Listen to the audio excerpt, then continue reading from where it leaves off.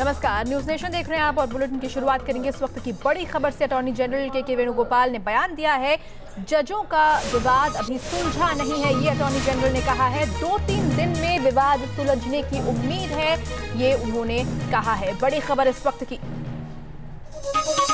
Attorney general के वेणुगोपाल का बयान सामने आया है, जिसमें उन्होंने साफ कहा है कि जजों का विवाद अभी सुलझा नहीं है, 2 से 3 दिन में ये विवाद सुलझने की उम्मीद है। आपको बता दें कि 4 जजेस ने सुप्रीम कोर्ट के न्यायिक प्रशासन पर सवाल उठाए थे प्रेस कॉन्फ्रेंस करके, जिसके बाद सीजेआई दीपक मिश्रा ने एक संवैधानिक बेंच बनाया है। 5 जजेस की संवैधानिक ये बेंच बनाई गई है। बड़े मुद्दों की सुनवाई ये बेंच करेगी और इसमें वो 4 जजेस शामिल नहीं हैं जिन्होंने प्रेस कॉन्फ्रेंस कर न्यायिक प्रशासन पर सवाल उठाए थे। अटॉर्नी जनरल ने उधर कहा है कि सभी पक्षों से बातचीत जारी है, लेकिन अभी तक विवाद नहीं सुलझा है। 2 से 3 दिन में ये विवाद सुलझ जाएगा।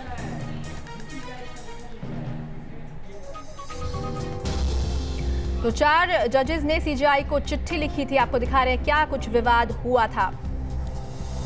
शुक्रवार को 4 जजों ने प्रेस कॉन्फ्रेंस की थी। सुप्रीम कोर्ट प्रशासन पर आरोप लगाया गया था इस प्रेस कॉन्फ्रेंस में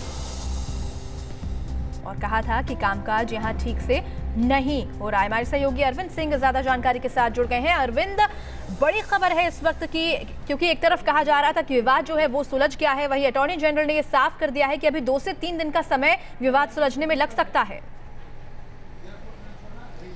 बिल्कुल, सुबह अटॉर्नी जनरल ऑफिस से हमारी बात हुई है और उन्होंने ये कहा कि ऐसा लगता है कि मामला पूरी तरीके से सुलझा नहीं है अभी, और हम प्रोसेस में हैं, बातचीत जारी है जजों के बीच में और उम्मीद है कि जो सारे मतभेद हैं उनको 2-3 दिन में सुलझा लिया जाएगा। ये अहम इसलिए भी है क्योंकि जजों के बीच विवाद का एक बड़ी वजह ये भी थी कि जो महत्वपूर्ण मामले हैं उनकी सुनवाई चीफ जस्टिस अब तार्किक आधार के बजाय मनमाफिक बेंच को सौंप देते हैं, ऐसा 4 सीनियर मोस्ट जजों ने आरोप लगाया था।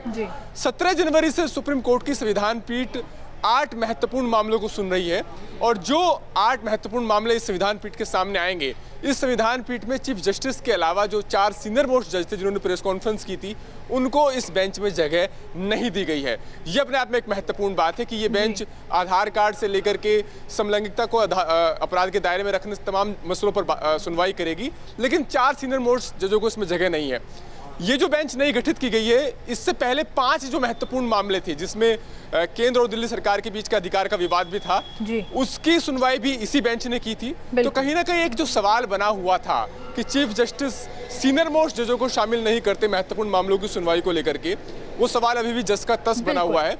चीफ जस्टिस की तरफ से जो निर्धारण किया गया है इन बेंच के एलोकेशन का, उसमें भी इन 4 सीनियर मोस्ट जजों को जगह नहीं मिली है।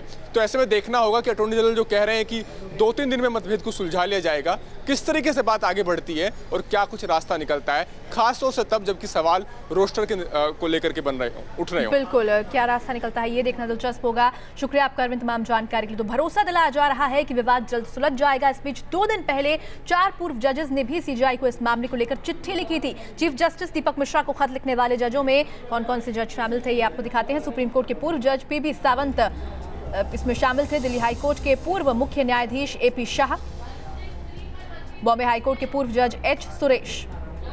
मुख्य न्यायाधीश के विशेषाधिकार को और ज्यादा पारदर्शी और नियमित करने की जरूरत है, इन्होंने कहा था।